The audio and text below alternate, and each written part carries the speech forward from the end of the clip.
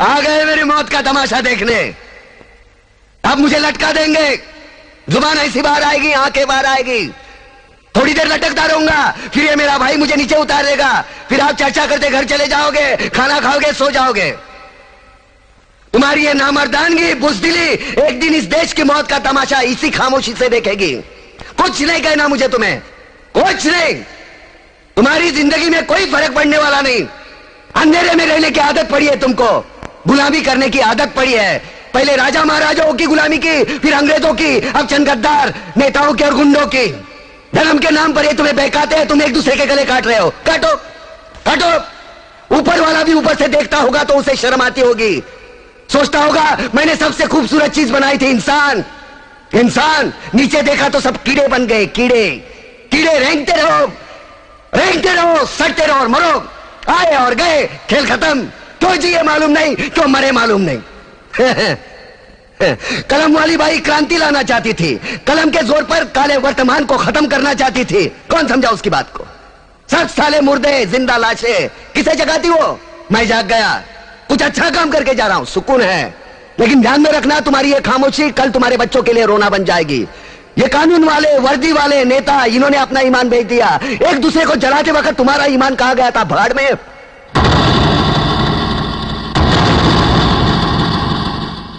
वो ये सपना देख सकते हैं क्योंकि उन्हें मालूम है ये मुर्दों का देश है। वतन के लिए किसी को कोई हमदर्दी नहीं है। इसे तोड़ना बिल्कुल आसान है। मैं हिंदू, मैं मुसलमान, मैं सिख, मैं फलाना, मैं ढिमका। एक लाठी को तो कोई भी तोड़ सकता है, लेकिन लाठी के भारे को तोड़ना मुश्किल है। मैंने बचपन में पढ़ा था, स्कूल में, तीसरी में। मैं क्यों समझा रहा हूं तुमको? क्यों समझा रहा हूं? पागल हूं मैं? भूसा भरा पड़ा है मेरे दिमाग में। क्यों बातें कर रहा हूं इन पत्थरों से? हंसो हंसो, खुशियां मनाओ। क्रांति की राह पर एक और कुत्ते की मौत मरने जा रहा है, कल कोई और मरेगा। हमें क्या? हाँ? हम इसी तरह जीते रहेंगे, है ना? जियो भाई जियो, जैसे चाहिए वैसे जियो। मैं हिजड़े की जिंदगी जीना नहीं चाहता।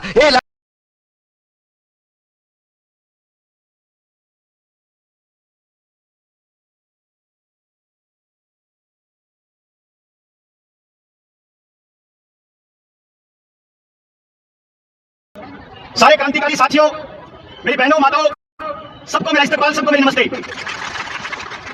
जितना जी करो उतना रुक के मार लो। खट्टर मर गया, हाय हाय, मुर्दाबाद मुर्दाबाद, जिंदाबाद जिंदाबाद। ठीक है, टाइम पास कर तक तो बहुत बढ़िया है, पर ना तो हमारे रुक क्या मत दे, और ना हमारे भारत पड़ते, और ना इनका कोई फर्क पड़ता। दुखी हो रहे हमारे कर्मचारी, दुखी हो रहे हमारे आदमी, दुखी हो रहे जिनने डीसी दफ्तर में काम पड़े, दफ्तर में काम पड़े हुए, रोज की रोज धरने हुए, तो दुखी हुआ आम आदमी। उसकी गाड़ी खातर तो बिन हुए लाल बत्ती की तरह अगली गाड़ी चल रहे हैं। उसने तो वही बत्ता मिला है, वो तो अपनी तनख्वाह रोज डबल कर लेते हैं, उसने कोई फर्क नहीं पड़ता। और हम सड़कों पे रवांगे, जो सिर रही सही कसर है और पूरी कर देंगे।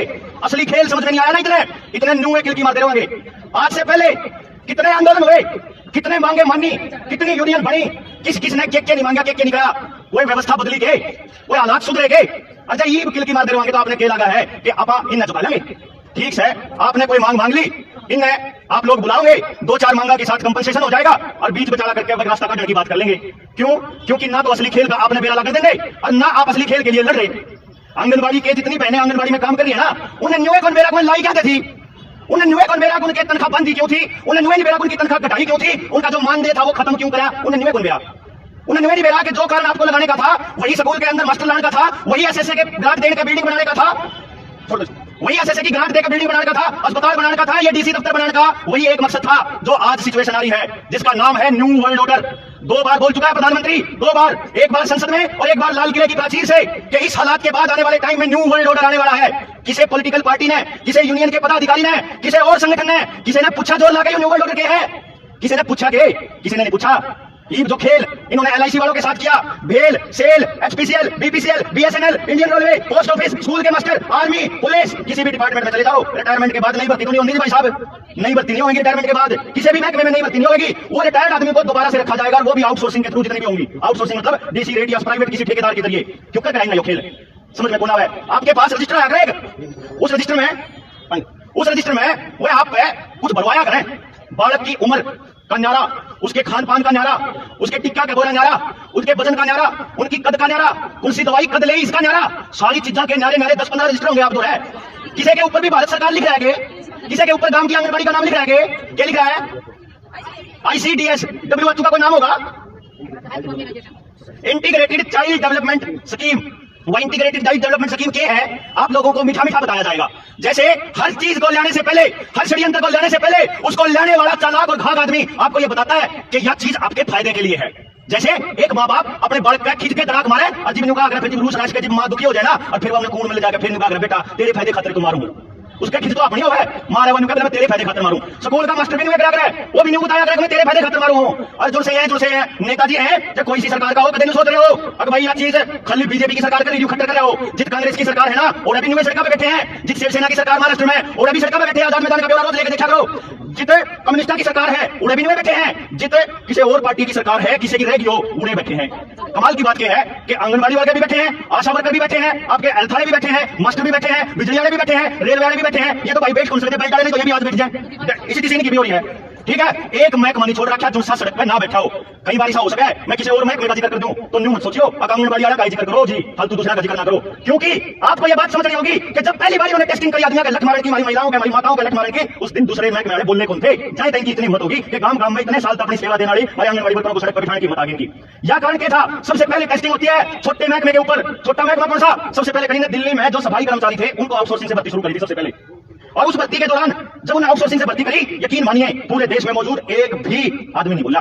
ठीक है, यूनियन के पदाधिकारी बोलते हैं, वो सबका फर्ज भी है और बड़ी अच्छी बात है, लेकिन जो आम जनता से आवाज आनी चाहिए ना, जो आम जनता को खुले प्लेटफॉर्म पे बोलना चाहिए ना खुलकर, वो नहीं बोले। या बड़ी गलती करी और उसका असर ये हुआ कि आज एक भी महकमा ऐसा नहीं है जिस महकमे के अंदर आउटसोर्सिंग से भर्ती ना होती हो।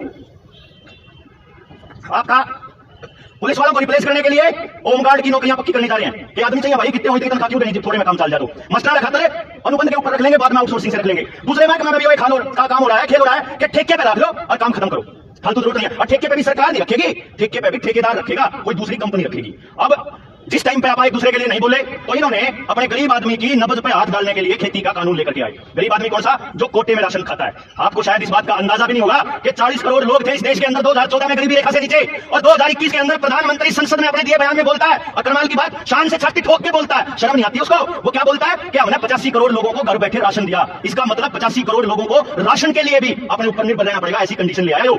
अब यह कंडीशन के बाद अब आपकी जरूरत कहां खत्म होती है? आपने इतने सालों तक अपनी सेवाएं दे करके जो बच्चा पैदा हुआ था, आजकल वो नौकरी लगने लग गया होगा, बड़ा हो गया होगा, उसका पूरा ब्यौरा WHO को दे दिया। आपने उसका पूरा का पूरा ब्यौरा दे चुके हो कि भाई इनके यही टीके लगे, इनके यही बात हुई। उस ब्यौरे में सरकार के पास सारा डेटा है कि ये टीके लगे पक्ष है इस समाज में के परिवर्तन हुए। पहले हमसे ज्यादा बीमार होने लगे हैं, कम होने लगे हैं। पहले हमसे ज्यादा नकम्मे हुए हैं कि ज्यादा लड़ने लगे हैं। पहले हमसे ज्यादा मतलबी हुए हैं, पहले से ज्यादा सामाजिक हो गए हैं। पहले से ज्यादा नपुंसक हुए हैं या कम हुए हैं। या भी देखो, जिस शहर में एक IVF सेंटर कौन था किसी टाइम पे, हमारे गांव में एक अस्पताल कौन था, गामा तो अस्पताल हो गए, और दिल्ली वाले राक्षस ने तो मोहल्ले मोहल्ले खोल दिए, और उतने डॉक्टर हो गए। और किसी डॉक्टर द्वारा मरीजा की लाइन टूटती हो तो बता दो, हार्ट अटैक आ रहा तो लाइन टूटती हो, तो अगर शुगर आ रहा तो टूटती हो, नपुंसकता आ रहा तो टूटती हो, या कोई और टूटती हो तो किसी द्वारा लाइन नहीं टूटती। तो ऐसा क्यों है भाई कि डॉक्टर भी बढ़े, आपके जरिए बात करते, दवाई भी खूब दवाई स्वास्थ्य के नाम पे, और भाई अस्पताल भी बढ़े, और फिर भी मरीजा की संख्या बढ़ती जाने लगी। और फिर एक टाइम ऐसा है कि इसी बीमारी जिसका इलाज अपनी धूप में हवा में बैठा, जिसका संबंध सीधा सीधा साफ हवा और साफ धूप से था, वह बीमारी जो नॉर्मली ठीक हो जाती, उस बीमारी के नाम पे हमारे घर में बंद करके रख दिया। एक साल किसान आंदोलन चला, परमानेंट टिकरी बॉर्डर पर, या फिर गांव में किसी न किसी लोगों को हम लोग किसानों के बिल समझाते रहे कि इससे सिर्फ किसान बर्बाद नहीं होगा। ये न्यू वर्ल्ड ऑर्डर का एक स्टेप है कि आपको पूरी तरह से